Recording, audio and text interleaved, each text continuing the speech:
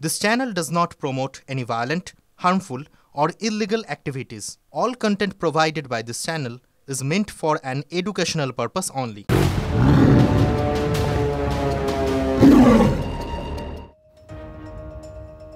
ফিরে এলাম ব্রেকের পর। কুলতলিতে বাঘের আতঙ্ক। শ্রীকান্তপল্লীর পাশাপাশি নতুন করে অম্বিকানগর এলাকাতেও আতঙ্ক তৈরি হয়েছে। বৈকুণ্ঠপুর পঞ্চায়েতের শ্রীকান্তপল্লীতে ম্যানগ্রোভের ঝোপে বাঘ ঢুকে পড়েছে বলে দাবি করেন মৎস্যজীবীরা। এরপর সেখানে দিনভর জাল খাটানোর পর রাত প্রহরের ব্যবস্থা করে বন দপ্তর, কিন্তু মঙ্গলবার সকালে দেখা যায় বাঘটি নিজের আজমলমারি জঙ্গলে ফেরত না গিয়ে আবার বন দপ্তরের খাটানো জাল টপকে বেরিয়ে গিয়ে ঘাঁটি গেড়েছে শ্রীকান্তপল্লীর পাশের অম্বিকানগরে। প্রবল আতঙ্কে রয়েছেন এলাকাবাসী।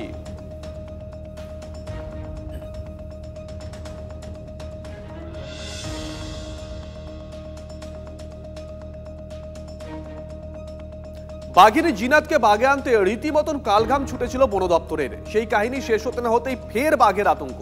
এবার আবার একটি জায়গায় নয়, দুটি জায়গায়, কুলতলি আর পুরুলিয়া। ভিন রাজ্য থেকে বাংলায় বাঘ ঢুকে পড়ায় পড়শি রাজ্যের ওপর ক্ষুব্ধ মুখ্যমন্ত্রী।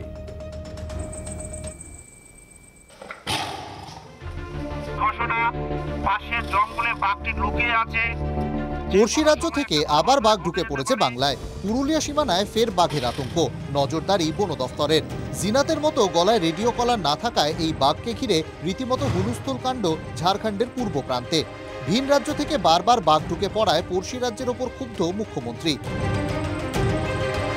যেই আমরা উদ্ধার করলাম, আমাদের বন বিভাগ প্রশাসন সকলে মিলে দিন রাত খেটে, সঙ্গে সঙ্গে ফোন আসতে শুরু করলো, ফেরত দাও ফেরত দাও ফেরত দাও, আর দিয়ে দিলাম। এবার আবার একটা চলে এসছে কাল। তো তোমরা তো টেক কেয়ার করবে তোমাদের ফরেস্টে, পাঠালে চিরকালের জন্য পাঠাক আমরা রেখে দিচ্ছি। ঝাড়খণ্ডের চান্ডিলের জঙ্গল সংলগ্ন গ্রামগুলিতে বাঘের আতঙ্কে কাঁটা গ্রামবাসীরা। ইতিমধ্যেই বেশ কয়েকটি গবাদি পশুকে শিকার করেছে বাঘটি। 10 থেকে 12টি গ্রামে সতর্কতা জারি করেছে ঝাড়খণ্ডের বন দফতর। আতঙ্কে কাঁটা ঝাড়খণ্ড ছুঁয়ে থাকা দক্ষিণ পশ্চিম পুরুলিয়াও।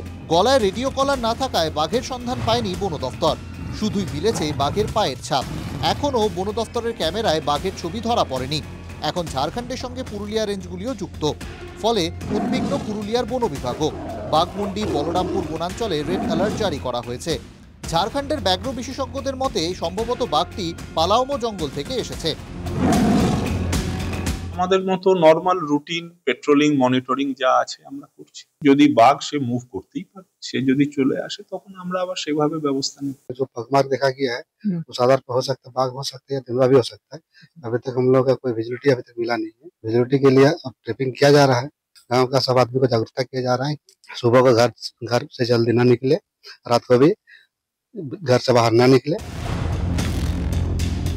দক্ষিণ 24 পরগনার কুলতলিতে বাঘের আতঙ্ক, লোকালয়ে বাঘের পায়ের ছাপ।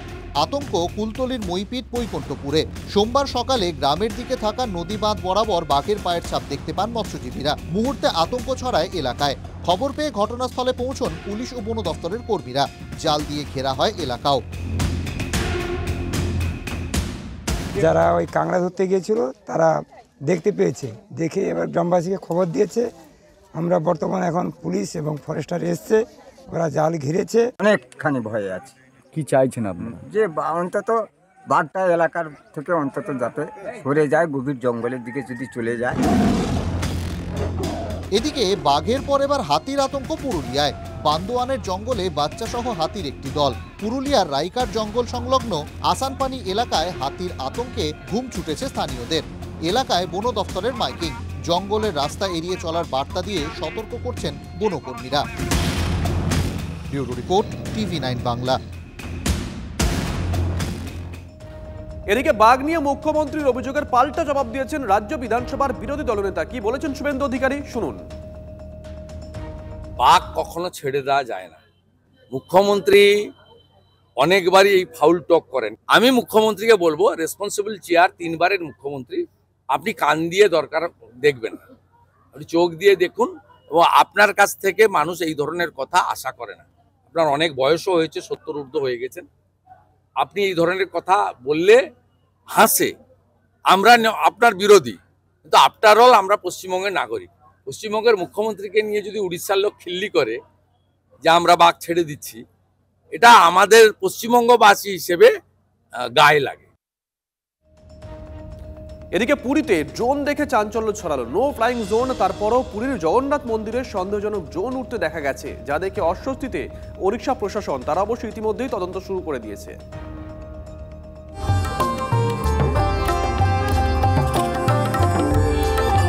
হিন্দু ধর্মে 4 ধাম: বদ্রীনাথ, দ্বারকা, রামেশ্বরম এবং পুরী। হিন্দু ধর্মাবলম্বীদের অনেকের বিশ্বাস এই 4 ধাম দর্শনে মোক্ষ লাভ হয়।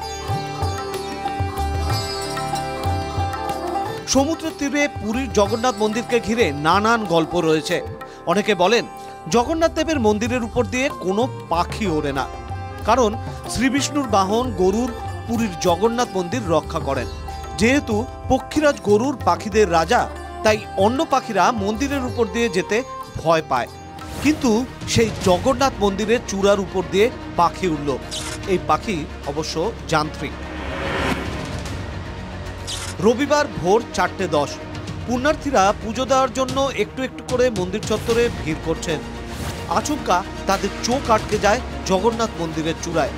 অজ্ঞাত একটু বস্তুকে চূড়ার আশেপাশে উঠতে দেখেন তারা। কিছুক্ষণের মধ্যে নিরাপত্তারক্ষীরা বুঝতে পারেন এটি একটি ড্রোন। হইচই পড়ে যায় মন্দির চত্বরে। জগন্নাথ মন্দির এলাকা নো ফ্লাইং জোন, এখানে কোনোভাবেই ড্রোন ওড়ানো যায় না। 24 ঘন্টায় নিরাপত্তার বেষ্টনীতে থাকে পুরীর মন্দির। তারপরও কি করে মন্দির চত্বরে ড্রোন উড়ল? তড়িঘড়ি পুলিশে খবর দেওয়া হয়। প্রত্যক্ষদর্শীরা জানান প্রায় 8 ঘন্টা মন্দিরের মাথায় ওড়ার পর ড্রোনটি উধাও হয়ে যায়। এই ঘটনা প্রকাশ্যে আসতেই উদ্বেগ প্রকাশ করেন উড়িষ্যার আইনমন্ত্রী পৃথ্বীরাজ হরিচন্দন। তিনি জানিয়েছেন এই ঘটনা কোনোভাবেই মেনে নেওয়া হবে না। যে ব্যক্তি মন্দিরের নিরাপত্তা লঙ্ঘন করেছেন তার বিরুদ্ধে কঠোর আইনি ব্যবস্থা নেওয়া হবে। প্রাথমিকভাবে অনুমান ভিডিও ব্লগাররা এই ড্রোন উড়িয়ে থাকতে পারেন। প্রশ্ন হলো, কেন নো ফ্লাইং জোনে ড্রোন উড়ল? নিছক মন্দিরের ভিডিও করার জন্য, নাকি পিছনে বড় কোনো ষড়যন্ত্র? পুরীর পুলিশ সুপারের নেতৃত্বে তদন্ত চলছে। Bureau report, TV9 Bangla.